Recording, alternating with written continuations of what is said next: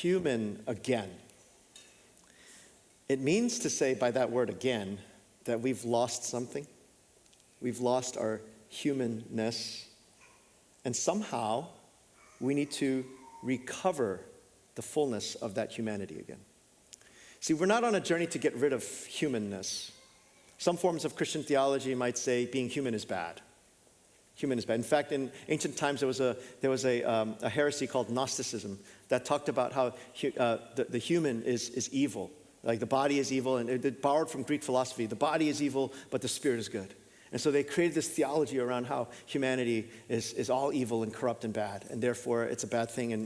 And starting from that standpoint, it creates this narrative in our minds that being fully human is not a good thing. But we're not on a journey to rid of humanness. Salvation in Christian theology is not about trying to get rid of our humanity. It's actually to step into the fullness of our humanity. And that's a very different way to understand it. We're on a journey to live into the fullness of being fully, truly human, the way that God created us, but also God has redeemed us for. And so we're continuing in this series of human, fully alive in a dehumanizing world. And today we consider what it means to be human again. Recently, my daughter promised, she recently asked me, Daddy, what's your favorite, all-time favorite Disney movie? And I said, Lion King. And she said, that doesn't count. I'm like, what? That doesn't count. So I said, Lilo and Stitch. Ohana means family, right? And she goes, no, that doesn't count either. And I said, what in the world are you talking about? And finally she clarified. She said, what's your all-time favorite Disney princess movie? And I said, oh. And then, of course, my son loves to make commentaries. He goes, Daddy, you just never understand what they're saying. Never understand. So I said, okay. So I said, Beauty and the Beast. Beauty and the Beast. And to be a little more specific, not the movie version. I mean, the movie version is great. I actually said, it's the musical theater version that I really, really like. Yes.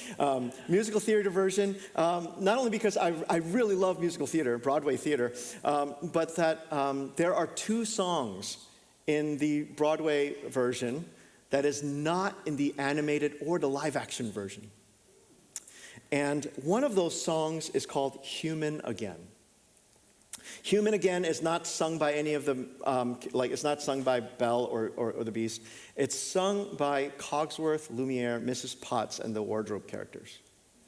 And they're singing this song, and the setting of the song is they're singing about how they long for, and they wish for, and they hope that they could be human again one day.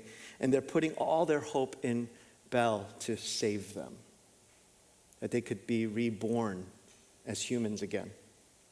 You see, they've been transformed into furniture or a household item that reflects their function. They've become human doings, not human beings. When you study the lyrics closely, it takes the characters and moves them from those functional roles that they were in and moves them into freeing words. And the person who wrote the lyrics to Human Again uses words like playing, falling in love, dancing, twirling, whirling, floating, gliding, stepping, striding. What does that invoke in you when you think of those verbs? Movement, life, freedom. And as I'm listening to these words, and I was preparing for this message, I listened to the song again. And it just makes you think about what we really yearn for and long for internally. How often do we live yearning to be free from function and to have the form and being that's able to just live into all the wonder that we were made to be? What I find fascinating is that children are raised to be full of joy and wonder, and then years are spent in forming them to become like machines and just working and doing. And by the time, they become adults, they're just spent and exhausted. And all of us adults in the room know what that's like. And get to that place where we start to yearn for something that maybe we had a little bit of in childhood. And then in our older years, we're trying to recover that. And something deep inside tells us that we weren't meant to just work. Something deep inside us tells us that there's something amiss when everything we're doing is just function. You know, my father is this retired Methodist pastor, and when I was growing up, he was dad at home, and he was pastor outside. And so at home, I saw him as dad, and the way we interacted, he was dad. But outside, anywhere outside the house, all the memories I had of my dad was everything was always formal. In Korean culture, you've got a very distinct difference between formal culture and like a formal culture and like a casual culture. Even the language is very, very different. There's a certain way of speaking that is very proper and very respectable and very professional, maybe that's the way to put it, or very formal in tone, and even the words are very, very different. And then there's the casual way of speaking that you do with friends and peers and with family. And so that was such a big contrast. At home, it was just casual with dad, and then outside it was just so formal. And every time I saw him interacting with anybody in public, it was so formal. But there was this one time that all of that just kind of unraveled. And to give you a little background on where I was and why that was so significant is I have to go back to my grandfather's generation. My grandfather was also a pastor, but he was a pastor in Korea during the post-Korean War period. And him and his 3 brothers made this rule in the Park family that there would never be alcohol in the house ever. Ever. Not even 1 drop of alcohol in the house ever. So when I was growing up, I didn't even question it. But as I look back, I realized we never had a single wine, beer, nothing. Just nothing in the house. And I never understood it until later I grew up and I had conversations with all of his siblings and cousins. They were like, yeah, it was the same exact experience. I said, who started that? Grandpa, he started it, right? So there was just this rule in the house. Alcohol was never in the house, except about 2 to 3 times a year. In our house, there was a bottle of Manischewitz grape wine. Did I say my dad was a pastor? And he would use it for Holy Communion. But where would he go get this? You see, there was this one day, I was with my dad, we drove up to this store, somewhere that I was told never to go. We drove up, I thought he was just parking, but we park and he goes, come on. And so I get out of the car with him and we start walking towards the most taboo place on the planet Earth for me. It was a liquor store. So we start walking into this liquor store and I'm thinking, I can't believe we're going in here. Dad, who are you? Right? We're walking into this liquor store. I walk in with him, and I remember walking in, and the liquor store owner greets my dad with the most familiar tone in Korean, right? And I'm like, what's going on? Why is this happening? Who are you? Who are you? I'm like, what? I just was totally lost in that space. And I'm listening. I'm figuring out what's going on. Turns out that the owner of the liquor store was my dad's best buddy from the Korean Marines. So there it is, 2 worlds colliding that don't make any sense to me whatsoever as a child. And the way he talked to my dad was more like a, hey, what's up, kind of talk. And there I learned that, okay, there's another side to my dad that I have no clue about. And it's who he is, who he just simply is outside of his professional role, outside of being dad, and just simply being who he is. So I would love going to these liquor store visits. And it wasn't because I thought the oddity of getting grape wine for communion, but it was simply the fact that the oddity of seeing my dad being just a simple human, being simply authentically who he is with his friends, with all the layers peeled away. I look back and I wish I had seen more of my dad in that element. Even with his fellow pastors who are supposedly his friends, they're just so formal. They're so professional a lot of the times. But with his friends, he could simply be. Have you ever experienced that before? Where you just can simply be with certain people. You're just connected. You're authentically you. You can just be fully who you are. Fully you. Who are you? To be fully me and ask the question, who am I? Last week I addressed the question of who am I? This identifying question changes everything. The answer to that question determines the platform from which we will live each day. One of the core questions that I asked was, are you a sinner or are you righteous? You see, when Christianity answers the question of who I am, if we start from the space of original sin, we develop a message in our narrative in our own minds that we are inherently a bad person. And how we live just kind of stems from that. But when we start to see ourselves in Christ as righteous, placed right before God, that changes the way that we also live. Jesus invites us to a place where we identify primarily not as sinner, but our primary identity is that we are beloved children of God. That is our primary identity. We are created in the image of God, and we are good. Now, some people are going to keep pressing that point. Well, there's sin. There's original sin that happened. Humans are messed up. Yeah, humans are messed up. There's a lot of things that happen in the Bible, in our own lives today. Around us, we observe it. A lot of really troubling things happen. We make mistakes. We're flawed, and we have things that we struggle with. But that's not our primary identity. That's not where we begin. That's not where we operate from each day. Jesus made us righteous with his righteousness. He positioned us right. And we're invited to start our day, each day, thinking about where we start from, who we are. We are God's beloved children. That's who we are. So building on that, today I want to lift up something from John chapter 1, verse 14. And this is the Message translation. This is what it says. It says, "The Word became flesh and blood and moved into the neighborhood. We saw the glory with our own eyes, the one-of-a-kind glory, like Father, like Son, generous inside and out, true from start to finish." What I love about Jesus is that believing in him, following him, is that he's like the real deal. He is God become flesh and puts into reality every principle of God. We see it.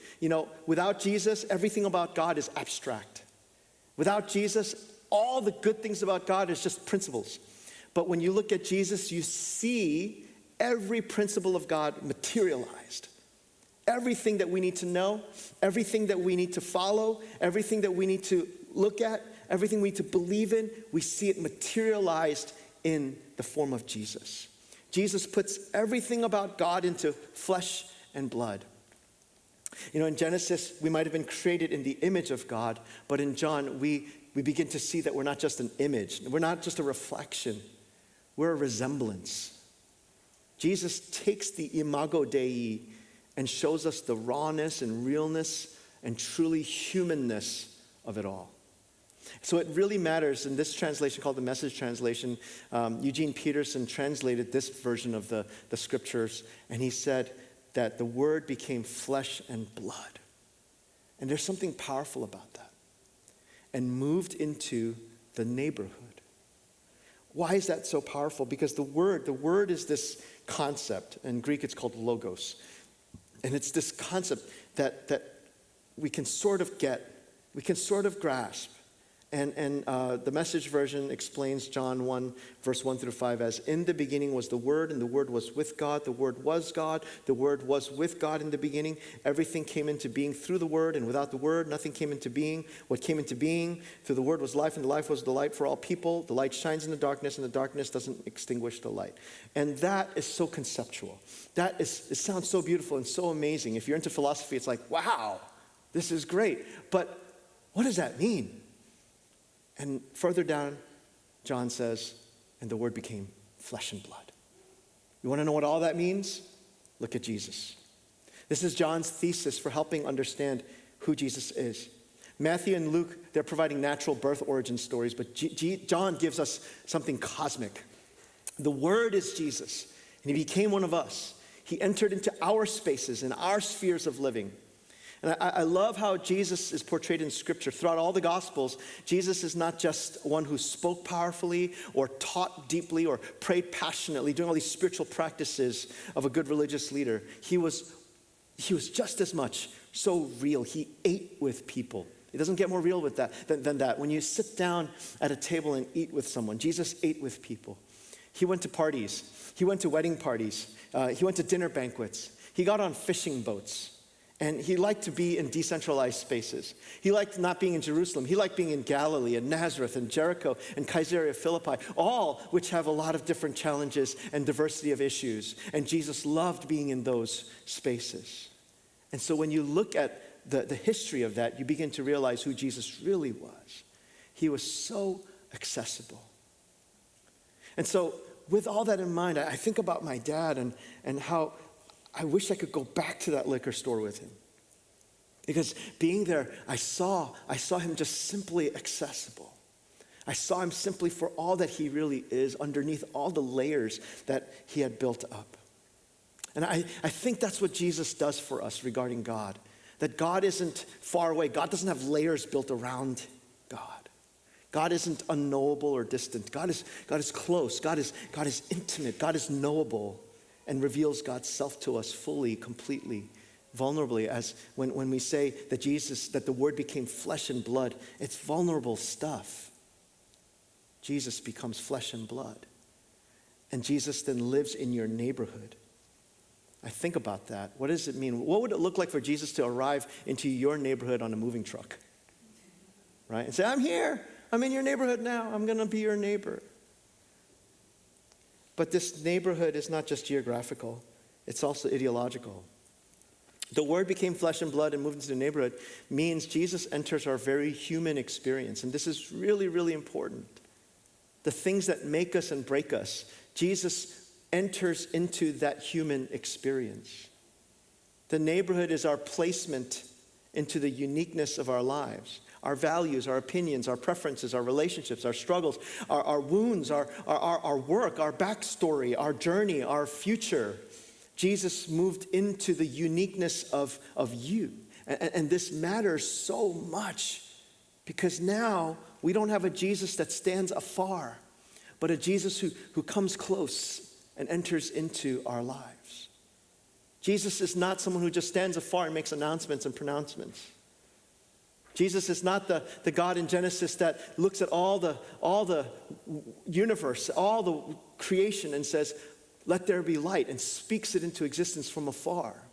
Jesus is the one that comes in and comes close, touches the dirt and the dust, walks the streets and the pathways that we've lived. He's close to the realities of people, the celebrations and the sufferings that we have.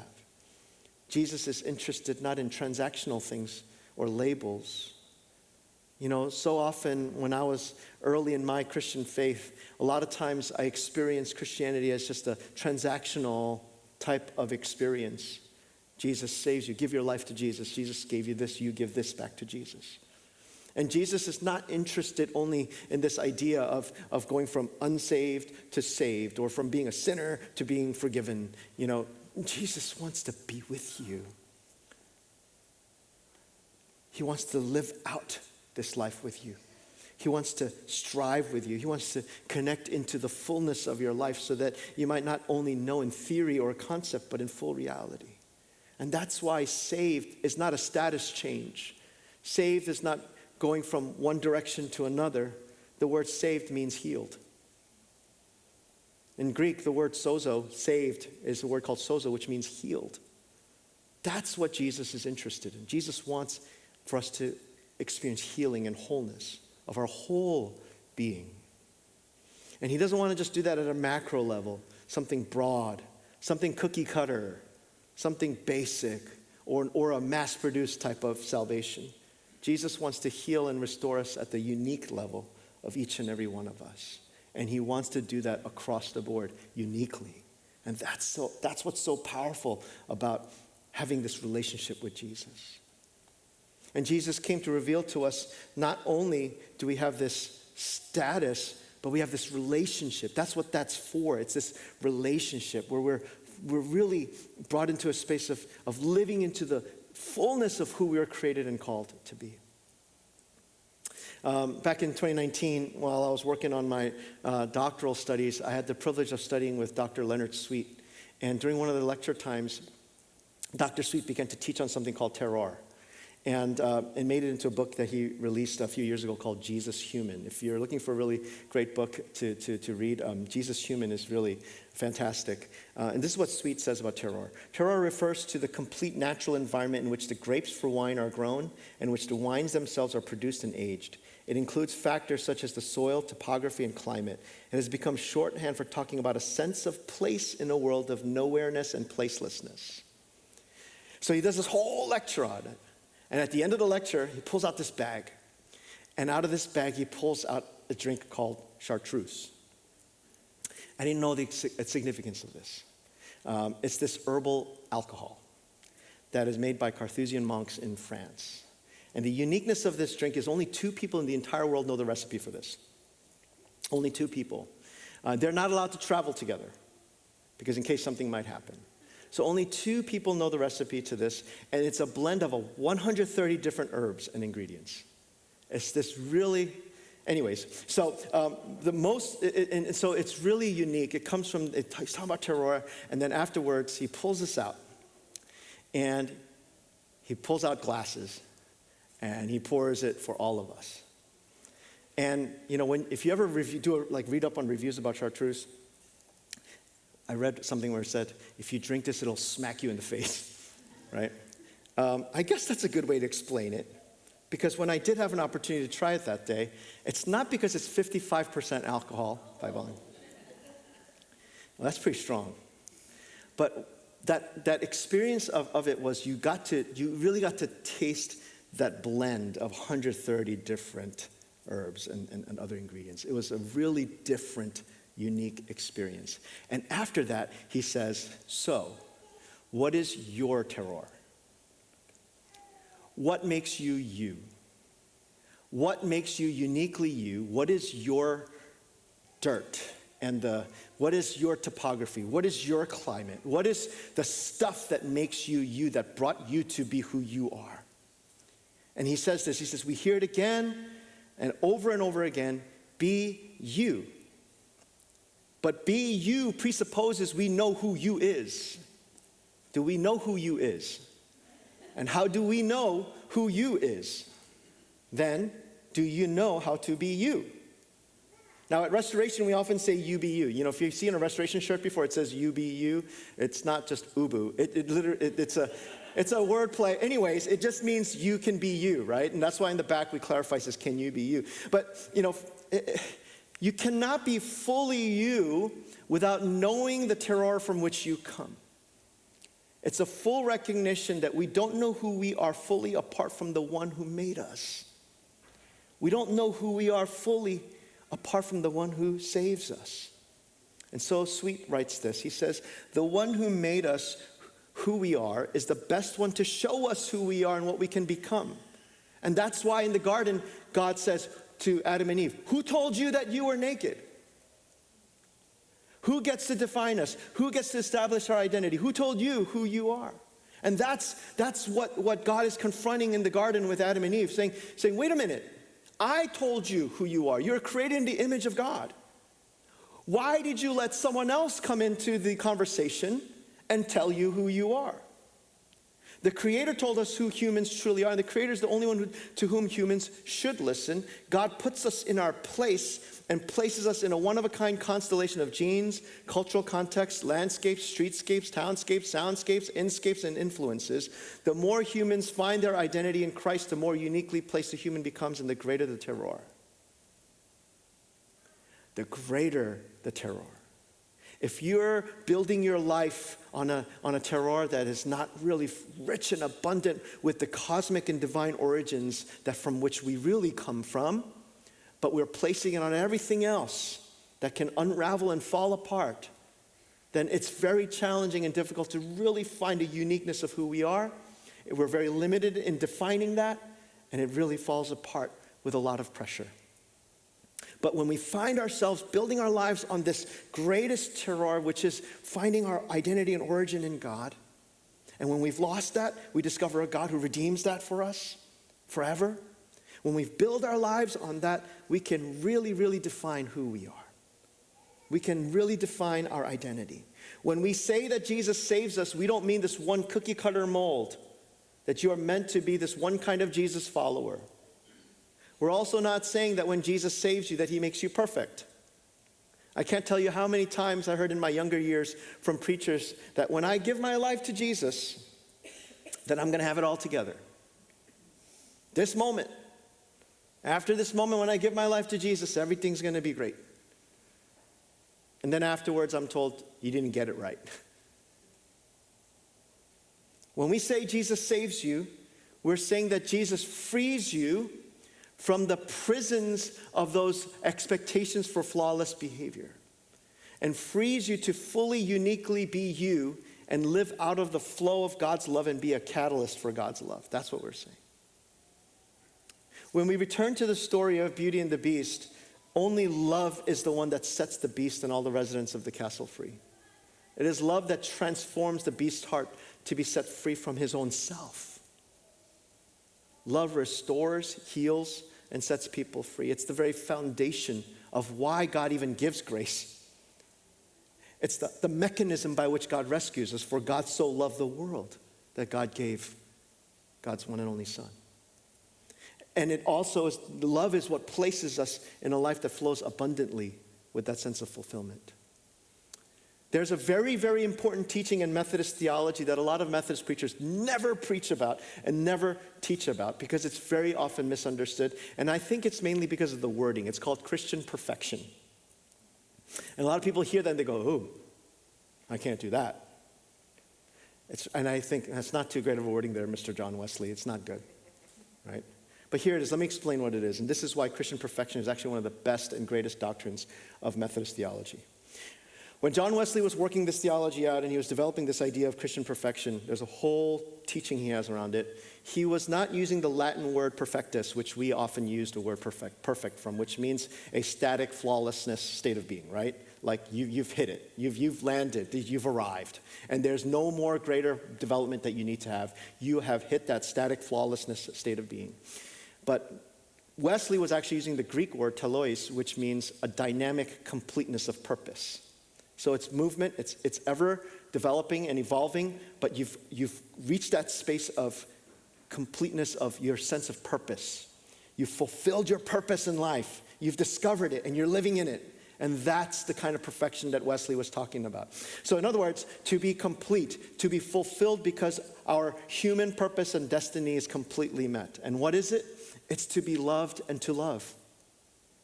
If you are living in that space of, I exist because I am to be loved and to love, if I have that, then I am arriving at that space of perfection that Wesley was talking about. We can never experience that fulfillment, that contentment, that completion without being immersed in the overwhelming love of God.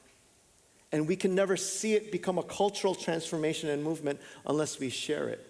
So I want to ask you these questions to think about this week. How are you going deeper into the love of God that fulfills you? How are you doing that? And then how are you extending that love to others? How are you helping cultivate spaces and interactions that experience that love? It's in that space that we're living into, quote, Christian perfection. Because to be human is to be loved and to love. And here's the good news. That even in the midst of all the fears and challenges that come with being loved and loving others, we have a God that not only announced who we are, but demonstrated to us in Jesus Christ that we are more loved than we ever dared imagine. And that becomes the terror by which we can be firm in our humanness. We are human. And in the fullness of being human, all the disruptions of this world that we live in today, and all the things that we may be asking questions about, that we are invited to be fully, fully human, be uniquely human, that which no amount of technology or development of life can ever replace, and that's to be loved and to love. Our identity is that we are beloved of God. Our purpose is that we immerse ourselves in our belovedness and then sharing that with others, that others might know their belovedness. And our destiny is to be fully enveloped in God's love forever. So, to be human again is to live out of the love of God and to share God's love with others. So I invite you, let's get into going deep in God's love and freely sharing with others. Amen?